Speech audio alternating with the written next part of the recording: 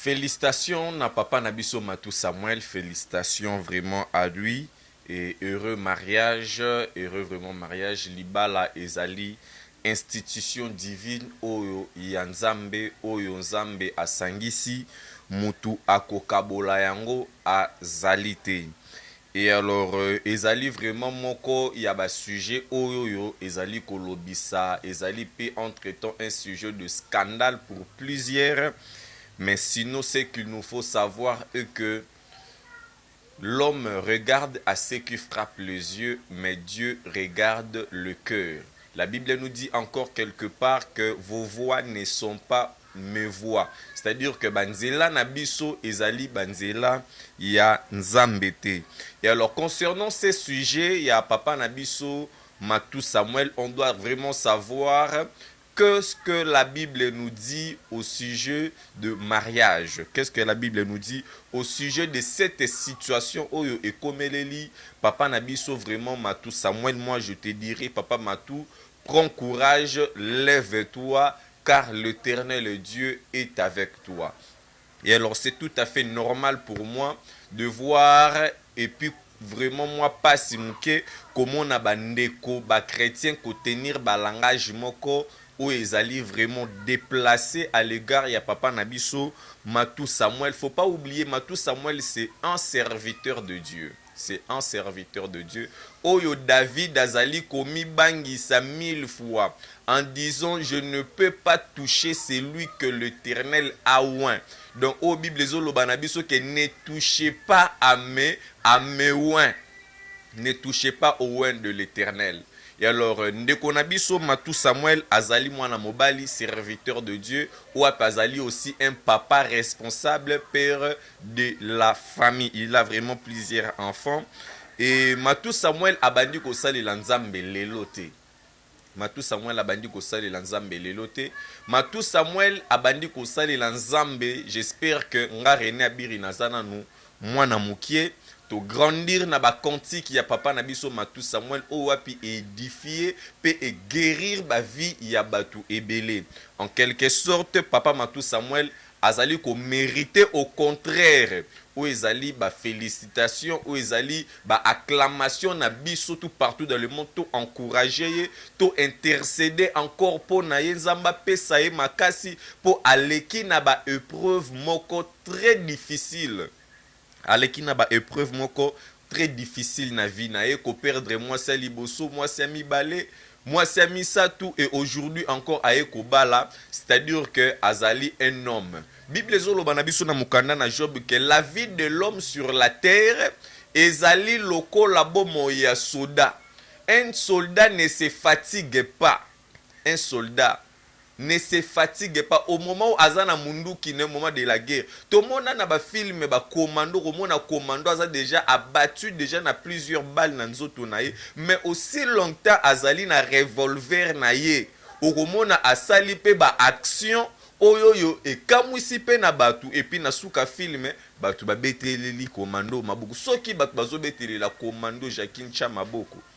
Nasuka film batali ba démonstration acteur ya film asali boni papa na biso Matou Samuel oyo aleki na ba épreuve ndeko ba situation oyo ndeko Matou Samuel aleki na yango ndeko soki ezalaki yo mais le peut-être au midi mbiki peut-être lelo midi mbiki peut-être bozolo ba bongo po papa na biso Matou Samuel aza envie lelo ulo biso ki Matou Samuel akufi. Langage ya bato ebele eko changer. Donc souci ya bato ebele na mukili ezali ete papa Matou Samuel akufa. Pourquoi bozali ko combattre grâce ya mutu? Babundisaka mutu oyo azali na eloko ya Nzambe te. Babundisaka mutu azali na eloko ya Nzambe te. Mama na biso kapi oyo atika biso pe ya sonam azali na famille oyo bazali awa na mukili. Tous toyebi makambo eleka, il se fait que maman Kapi elle a eu à dénoncer de n'importe quoi au sujet ya papa nabiso Matou Samuel. A qualifié à na ba sorte ebele, mais ce que j'aime est que maman Kapi avant atika mukili oyoyo, elle s'est repentie elle-même Po nanga René Biri, ezate ke batu ba menansaki Mama Kapi po a changé langage na ye, non. C'est Dieu. Vous savez, quand vous attribuez le mensonge na nzoto ya mutu moko boye, oyo yo nzambe azali na ba calcul mususu sur ye, oui, c'est bien bon, nzambe a eliminaka. Nzambe a eliminaka, nzambe azali jaloux. Nzambe nde abatelaka basali na ye. O Bible ezali koloba ete mon serviteur tombera, je le relèverai, c'est-à-dire que nzambe alembaka basali na ye te. Bato mokili bolembi matu Samuel, o akufeli mwasa liboso, mwasa mibale, mwasa misatu. Donc eloko mokili ezozela na minutes o ezali liwa ya mama na biso oyo matu Samuel auti kobala sikoyo. La Bible nous dit mon serviteur tombera, je le relèverai. Donc nzamba kote le misaye. Boza banani pour juger. Boza banani. Boza wana bato liboso. Je ne sais pas si vous allez pour remplir vos nombres de vies. Là, je ne le sais pas. Mais vous êtes en train de condamner Papa Matou Samuel. Il vous a fait quoi? Est-ce que l'Éternel Dieu vous a placé pour parler de n'importe quelle... Cette réalité est comme elle est là. Mosali Nanzambe moko na kati sa Bible kombo ya Job. Job oyo azalaki ko vivre vie moko stable. Et kokoma diable a koti na kati ya vie ya Job. Diable a détruire nyonso ya Job. Job a perdaki presque tout, atikalaki na eloko ata moko te. Oh Jésus. Job atikalaki na eloko moko te. Oyo wapi mbatu na batu bakomi koya ko interpréter vie ya Job na balolenge na bango. Baye ko interpréter vie ya Job na lolenge nengo. Et alors au sujet papa na biso Matou Samuel, toko fongola d'abord Bible na biso na mokanda na Genèse chapitre 18, je m'excuse. Genèse chapitre 2 verset 18. La Bible nous dit quoi? La Bible nous dit l'Éternel Dieu dit Yahweh Nzambe alobi. Il n'est pas bon que l'homme soit seul. Donc c'est-à-dire que Nzambe oyo azali magistrat suprême ya mukili, mutu oyo azali na dernier mot ya mukili, atali créature na ye oyo a créé, alobi ete il n'est pas bon que l'homme soit seul. Mais ezolekelanga komona batu na media koleka koloba ote non, papa Matou Samuel, il ne fallait pas abala, fallait qu'il afanda concentré abatela banane non. Nzamba zali na lolenge amemelaka mutu na mutu. Makambu na nzambe na miso batu ebimaka lokola liboma. Pourquoi? La sagesse de l'homme est limitée. La sagesse de l'homme est limitée. Donc nzambe alobi ete il n'est pas bon que l'homme soit seul. Je lui ferai une aide semblable à lui. Nzambe apesi papa na biso Matou Samuel mwasi na ye. Il n'est pas bon que l'homme soit seul. Papa Matou Samuel a kozala hypocrite te. Aboyi kozala hypocrite. Lokola ba serviteur de Dieu ebele tozomona awa wana ba média ainsi de suite. Ako kozala zali na ye homme marié, mais azali ko coucher na ba jeune fille kili kili na ba fille kili kili. Ba sex tap ebima epai na epai. Bopekisi bango te batika koyembela Nzambe. Bopekisi bango te batika koteya na bacher. Mais kaka oya Matou Samuel oyo nde boye kotelemela bobimisi bino nyonso tu manduki. Mais non, peuple congolais, peuple de Dieu. Au lieu de applaudir Moutou, au lieu de forcer, pesa encore ba courage. D'ailleurs, parce que si j'avais quelque chose, moi, Rinabiri, j'allais aller contribuer. Non, papa Matou Samuel, tout au contraire. Donc, il fallait que tu tele manaba moyen na bango ba baleli Matou Samuel mwasi. Mais botiki yeye moko. Mais bozo luka. O nzamba pambola bino. O nzamba sali la bino kikamwa. O nzambe afongola mabota. Mais c'est ça, faut profiter de ça. Allez-y, encouragez papa Matou Samuel. Et kozala encore une bonne chose. Torotanga na livre ya Job, chapitre 14, verset 7 à 9.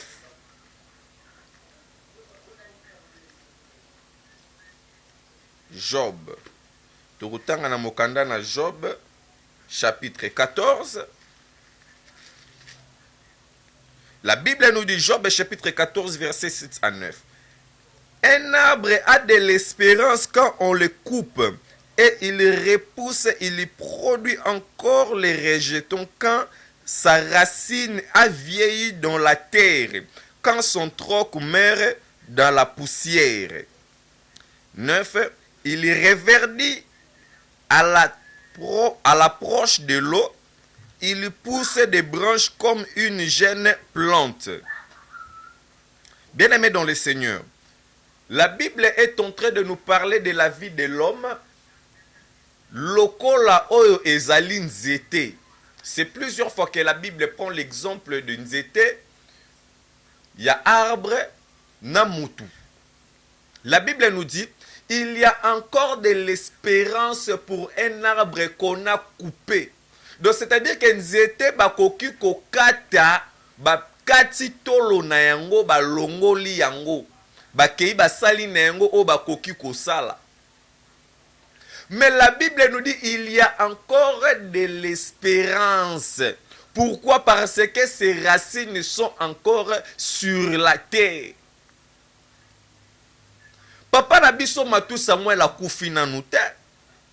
Aza encore en vie. C'est-à-dire qu'il y a encore de l'espérance pour Papa Nabiso Matou Samuel. Il y a encore de l'espérance. So, la Bible nous dit, la nature ne vous enseigne-t-elle pas? Soki nzete oyo yo bakati yango. Toyebi ndenge bakataka nzete bakati nzete.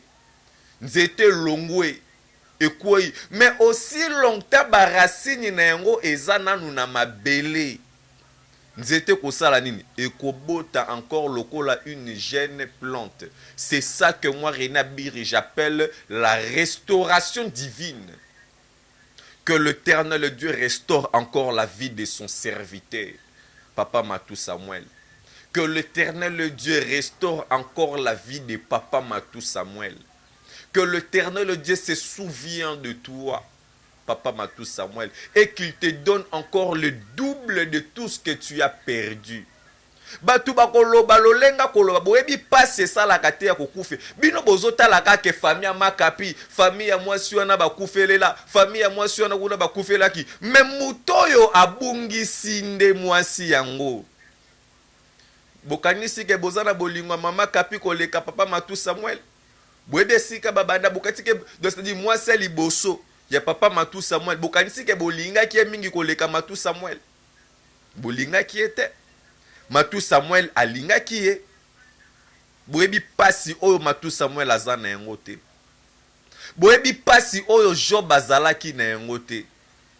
Na ko perdre bana oyo alingaka mingi, a perdre nyonso na ba bien. Mais il était toujours là fidèle à Dieu. Mais sikoyo bino batu na mukili lokola bomesana ko juger selon bino. Lokola Papa Matou Samuel akufeli basi 4, donc c'est-à-dire que selon vous, il fallait que frère Matou Samuel a abandonné vie chrétienne. Parce que ce que frère Matou Samuel a abandonné, qui peut a abandonné vie chrétienne. A mi pesine na ba makambo mususu ba vie à impudicité, débauche, kolangwa, mokamba mokili toebi. Donc c'est-à-dire que le monde est en train de réclamer Papa Matou Samuel. Mais beaucoup koka était pourquoi? Parce que il est un oint de l'Éternel. Il est un oint de l'Éternel. Et alors, Bande Konanga, vraiment, c'est vraiment triste comme on a analyse où ils ko salema na internet, mais tout ça là analyse où ils parfaite selon ce que la Bible dit. Il y a encore de l'espérance pour un arbre qu'on a coupé dont les racines sont encore sur la terre. Ticket Nzambe alola apambola bino na bandeko tu obo sepeli na courte analyse nanga René Abiri. Ticket Nzambe alola apambola bino. Vous avez été tellement nombreux. Merci beaucoup na maman Paola Schengen. Merci beaucoup à Cornelia Douci Givenchy. Merci à Yawili Moucheni. Merci, vous êtes tellement nombreux. René Abiri, Alinga Rabino Makasi, maman Lydia, quelque part, Zambé Apambolayo. Donc Mama Lydia Nzambu Nzambe apambola yo. Donc merci beaucoup. Tokutani na prochaine vidéo.